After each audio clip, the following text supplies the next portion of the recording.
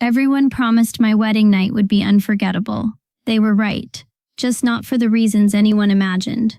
I was 19 years old, married only a few hours, still wearing the white prayer covering that had been carefully pinned into place before sunrise, still carrying the exhaustion of a wedding day that seemed to last forever, still trying to understand how a single day could divide a life into two completely different parts, before marriage, after marriage. People talk about Amish weddings as though they are joyful endings. They are not. At least mine was not. Mine felt more like standing on a bridge while the world behind me slowly disappeared. The morning had begun before daylight. Women filled my parents' house. Voices moved from room to room. Food was prepared. Clothing adjusted. Last-minute details discussed. Everyone seemed busy. Everyone seemed excited. Everyone except me. I remember standing alone beside the kitchen window for a few moments, watching darkness over the fields, watching the familiar barn, the same barn I had seen every day since childhood, the same fields, the same fences, the same road. Everything looked exactly the same, yet somehow I knew I would never belong to it in quite the same way again. My mother found me there. "You should be getting ready." I nodded, but neither of us moved. For a moment we simply stood beside one another. The silence felt heavy, not uncomfortable, just heavy. Finally my mother smiled. "You look frightened." I laughed softly. "So do you." That made her laugh too. Then neither of us laughed anymore. Because both of us knew the truth. Something was ending, and neither of us wanted to say it out loud. The wedding itself passed in a blur. Faces, voices, prayers, handshakes, smiles. Enough food to feed an army. People came from every direction. Relatives, neighbors, church families, friends. Everyone seemed happy. Everyone told me how beautiful the day was. Everyone told me how blessed I was. Everyone told me how exciting marriage would be, and I smiled. Over and over again. The same smile, the same grateful expression, the same polite answers, until my cheeks hurt. My husband Isaac looked nervous throughout most of the day, which honestly helped. It reminded me that I was not the only frightened person there. Isaac was 24, quiet, steady, the kind of man who listened more than he spoke. One reason I agreed to marry him was because he never tried to impress anyone. He simply existed exactly as he was. There was comfort in that. Several times during the day our eyes met across crowded rooms. Each time he looked just as overwhelmed as I felt. That somehow made me trust him more. The celebrations continued for hours. Long after I lost track of time. Long after the excitement began fading. Long after exhaustion settled into my bones. Then eventually people began leaving. Families climbed into buggies. Children fell asleep against their mothers. Goodbyes started, one after another. And suddenly the day felt real. Because goodbyes make things real. I hugged relatives, friends, neighbors, people who had known me since I was a child. Then I reached my father, the moment I had been avoiding all day. My father was not an emotional man. Most people would have described him as quiet, practical, steady, the sort of man who fixed problems rather than discussed feelings. For 19 years that was who he had always been. Yet standing there beside his buggy, something looked different, older, not physically, just emotionally, as though he suddenly understood time had moved faster than expected. He hugged me, briefly, the way Amish fathers often do. Then he stepped back. His eyes looked slightly red. He immediately glanced away, pretending to adjust the buggy reins, pretending to focus on something else, pretending not to feel what he clearly felt. And that nearly broke me, because suddenly I realized something. For months, everyone had discussed how marriage would change my life. Nobody had talked about how it might change his. His daughter would not wake up under his roof anymore, would not sit at his breakfast table, would not help in the garden every morning, would not walk through the front door after church. I had spent so much time thinking about my own future. I had forgotten someone else was losing something too. When the buggy finally pulled away, I stood frozen, watching it disappear, watching my parents grow smaller, watching childhood disappear down a dusty road. And for the first time that entire day, I wanted to cry. Not because I regretted marrying Isaac, not because I was unhappy, Not because anything was wrong. I simply was not prepared for grief. Nobody warned me grief could exist beside happiness. Nobody told me joy and sadness sometimes arrive together. By the time Isaac and I reached our new home, darkness had fully settled. The farmhouse sat quietly beneath the stars, a place that was now supposed to feel like mine. Yet standing on the porch, I felt like a visitor, a very tired visitor. Isaac opened the door. Neither of us spoke. The house smelled faintly of pine wood and lamp oil. Everything looked neat, prepared, ready. Yet I suddenly felt completely lost. Not scared, lost. As though everyone else had received instructions for this moment, and somehow mine had been misplaced. Isaac noticed immediately. He always noticed more than people realized. What is wrong? The question was gentle, simple, honest, and for the first time all day, I did not know how to answer, because what I felt had nothing to do with marriage, nothing to do with Isaac, nothing to do with fear. It had everything to do with the realization that somewhere between sunrise and sunset, I had said goodbye to a version of myself that would never return. And I was not ready for that truth. I stood in the middle of the kitchen looking around the house that was now supposed to be mine. The oil lamp cast soft shadows across the walls. A wooden clock ticked steadily somewhere in the next room. Outside, the night felt enormous. Inside, everything felt unfamiliar. Not wrong, just unfamiliar. Isaac closed the door behind us. For several moments, neither of us moved. Then he quietly carried in the last basket from the buggy. I watched him disappear into another room, then return, then disappear again. The ordinary movements somehow made me feel even stranger, because he looked comfortable here. Of course he did. This was his home. His childhood memories lived inside these walls. His routines, his habits, his life. I suddenly realized I could not even find a drinking cup without asking. The thought hit me harder than it should have. 19 years. 19 years of knowing exactly where everything belonged. Then one wedding day later, I knew almost nothing. Isaac returned and found me standing in the same place. You have not moved. I laughed softly. A tired laugh. I know. His expression remained patient. You must be exhausted. I am. That much was true. Yet exhaustion was only part of it. I wanted to explain what I felt. But the emotions refused to organize themselves into words. How do you explain grieving a life that technically still exists? My parents were alive. My family remained nearby. Nothing terrible had happened. Yet something had changed forever. And I could not stop feeling it. Isaac lit another lamp. The room grew warmer, brighter. Then he surprised me. You miss home. It was not a question. I looked at him. Immediately. Because until that moment, nobody had said the words. Not all day, not once. Everyone talked about beginnings. Nobody talked about endings. I swallowed, then nodded. Yes. The answer came out smaller than expected. Isaac sat down at the table, quietly, not rushing to fix anything, not offering advice, just listening. That alone helped. For several moments, neither of us spoke. Then he smiled slightly. The first night I slept here alone, after my mother died. I looked up. The sentence caught me completely off guard. I knew Isaac had lost his mother years earlier. Everyone in the district knew, but he rarely spoke about it. Almost never. The room grew very still. He stared at the table, not sadly, thoughtfully. I walked into every room looking for her. His voice remained calm. I knew she was gone. He paused. But part of me kept expecting her to be there.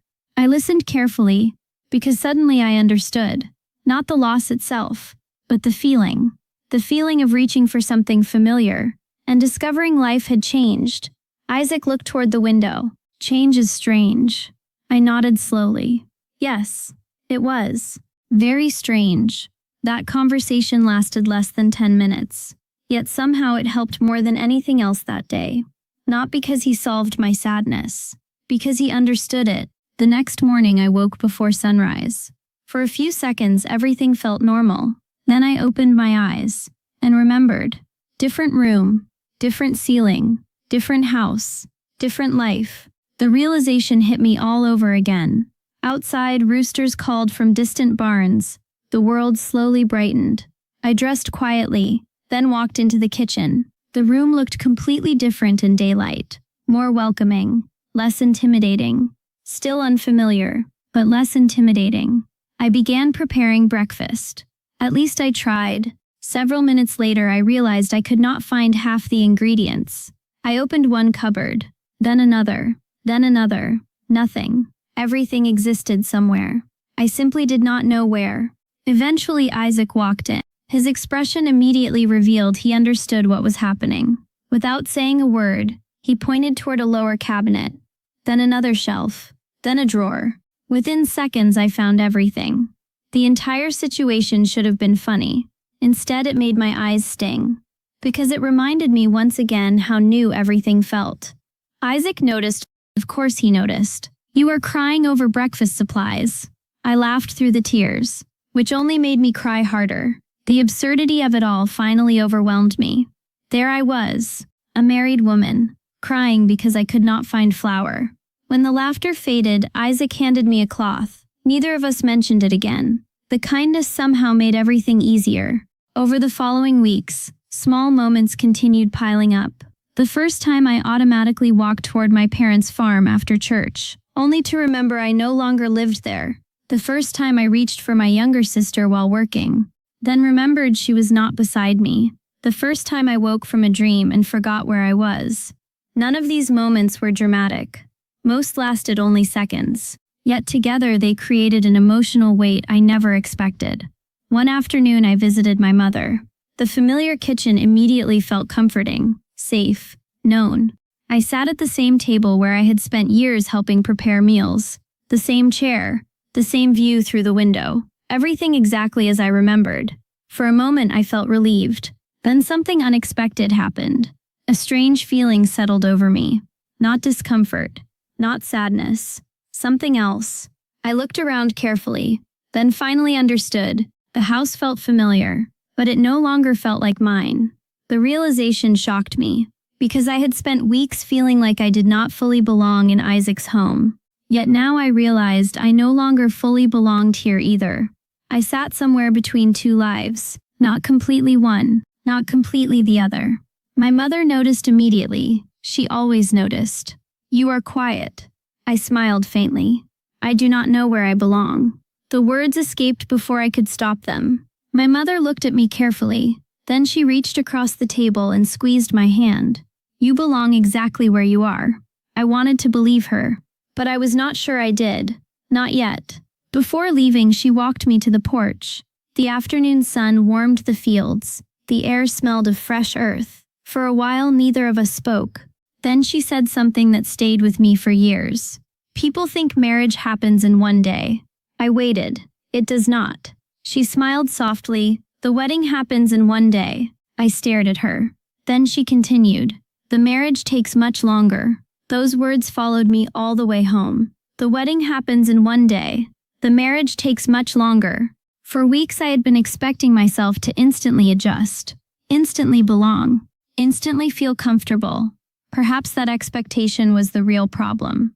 Perhaps becoming a wife was not something that happened overnight. Perhaps it happened slowly, one ordinary day at a time. One meal, one conversation, one morning, one memory, one goodbye, one new beginning, at a time. Yet even with that realization, there remained one thing I had not told Isaac. One fear I kept hiding.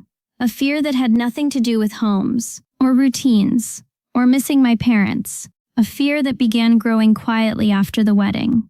A fear that made me wonder whether I would ever truly feel like myself again. And sooner or later, I knew I would have to tell him. And sooner or later, I knew I would have to tell him. For weeks I carried the fear quietly. Not because I wanted to hide it, because I did not know how to explain it. Some fears sound foolish when spoken aloud. At least they do inside your own head. So instead of talking about it, I kept hoping it would disappear. It did not. The fear followed me through chores, through church services, through family visits, through ordinary afternoons spent hanging laundry or kneading bread. Always present, always waiting. The strange part was that nobody else could see it. From the outside, everything looked fine. Isaac and I got along well. We worked together. laughed together, shared responsibilities. There was no major conflict, no secret, no betrayal, yet something inside me remained unsettled. One evening, nearly 2 months after our wedding, I finally understood what frightened me. The realization arrived unexpectedly. I was helping prepare food for a church gathering. Several women sat around a long table, talking, working, sharing stories, most of them older than me, most married for many years. One woman laughed while telling a story about her early marriage. Another shared advice for young wives. Then someone asked me a simple question: "How is married life treating you?"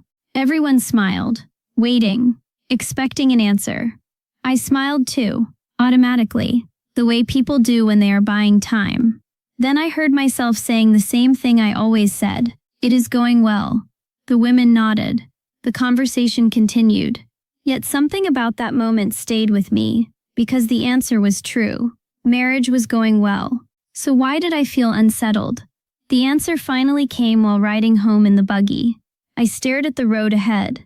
The evening sky glowed orange above the fields, and suddenly the fear became clear.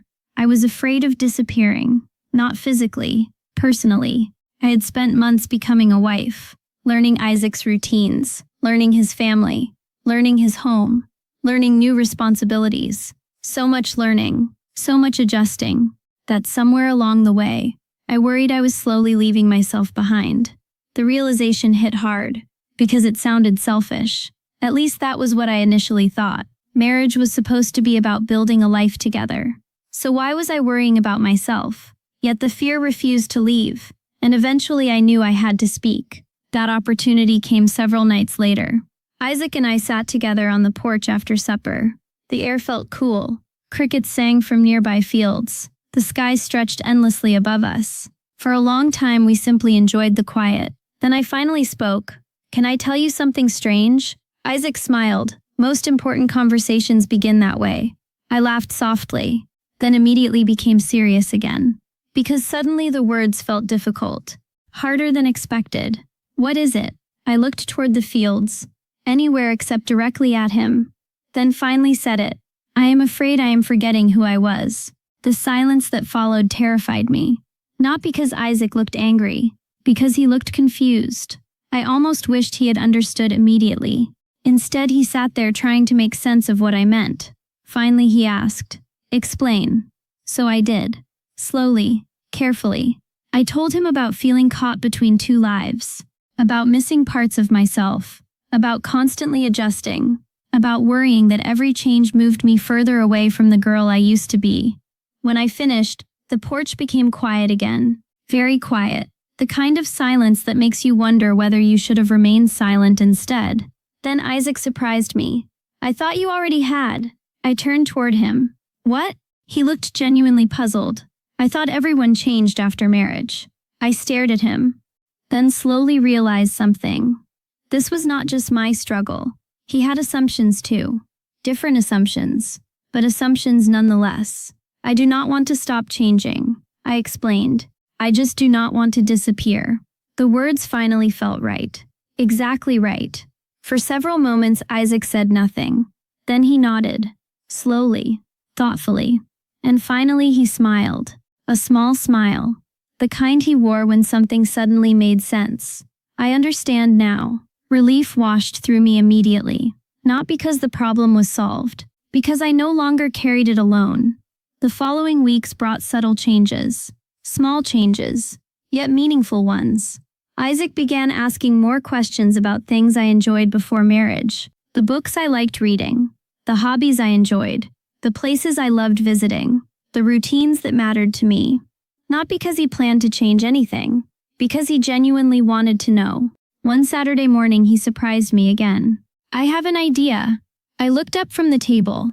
"What kind of idea?" His smile widened slightly. "The quilting fair next month." I nodded. "What about it?"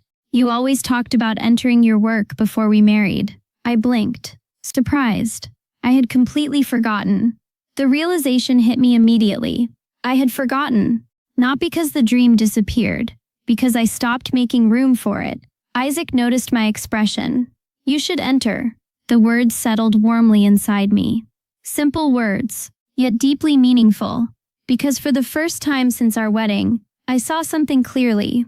Building a marriage did not require abandoning myself, and loving someone did not require becoming less of who I was. The quilting fair arrived several weeks later. My work did not win first place, or second, or third. Honestly, that no longer mattered.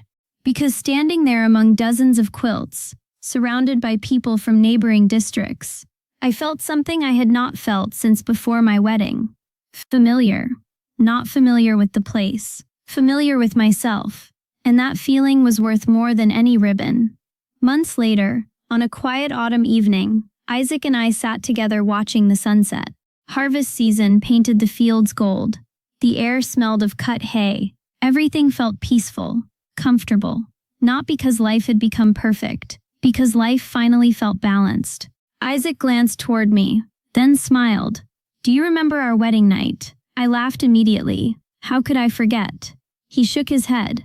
"You looked completely lost." "I was." He laughed, then became thoughtful. "So was I." That answer surprised me. I looked at him. "You were?" "Of course." His smile widened. "I simply hid it better." That made me laugh even harder. And suddenly something became clear. Everyone had promised my wedding night would be unforgettable. They were right, just not for the reasons they imagined. It was not unforgettable because everything felt magical, or perfect, or easy. It was unforgettable because it marked the beginning of a difficult lesson, a lesson nobody had taught me beforehand. The lesson that marriage does not erase who you are. At least it should not. A healthy marriage gives two people room to grow together without asking either one to disappear. Looking back now, I understand something I did not understand at 19. The sadness I felt that night was not a sign that something was wrong. It was proof that something important mattered. My family mattered. My memories mattered. My identity mattered. And acknowledging that did not weaken my marriage. It strengthened it. Because once I stopped trying to become a completely different person, I finally became a better wife. Not by losing myself, but by bringing my whole self into the life we were building together. That was the truth nobody promised me on my wedding day. And perhaps it was the most important truth of all.